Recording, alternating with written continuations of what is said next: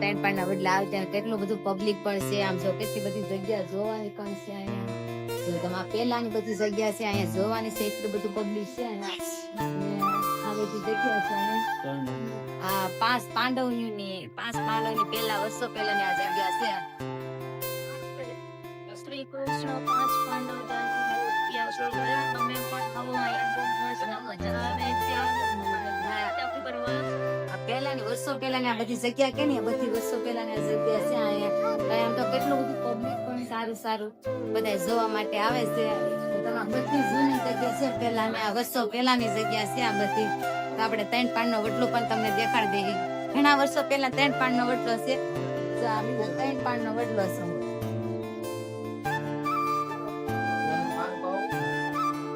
જો ત્રણ પાનનો વડલો છે, એમાં ત્રણ પાન છે કે બે પાન છે? જો ત્રણ પાન છે, આમાં ચોથું પાન નથી આવતું. આમ જો જોલ્યો તમે. આ ઘણી વર્ષો પહેલાની જગ્યા છે આ બધી. અહીંયા કેટલું બધું પબ્લિક પણ આવે છે, ઘણી બધી આ જગ્યા જોવા. પણ તમે તો બધા આવો બધી આ જગ્યા જોવા સુરતમાં. તો જે કોઈ મારા ફ્રેન્ડ હોય બધા કોમેન્ટ કરજો. આ જગ્યા જોયા જેવી છે.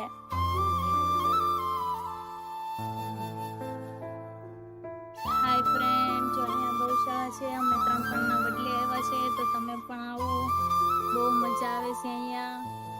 તો આજ આપણે ત્રણ પાનના વડલે ફરવા આવી ગયા છીએ ફાઇનલી. ને અહીંયા અમે ફરવા આવ્યા છે ને, મોટું બધું ગૌશાળા છે. તમે જોઈ શકો છો ગૌશાળા. તો અહીંયા એટલી એન્જોય છે, તમે વાત જ પૂછો. બહુ સારું પણ લાગે છે. ને અહીંયા આમ જો કેટલા બધા ગૌ માતા પણ છે. જો તમે જોઈ શકો છો બધું. જો કેટલું સારું પબ્લિક પણ અહીંયા આવે છે આ જગ્યા ઉપર. કેમ કે બહુ જગ્યા મસ્ત ફરવા માટે છે ત્રણ પાનના વડલે. ને અહીંયા ગૌશાળા પણ બહુ મસ્ત છે.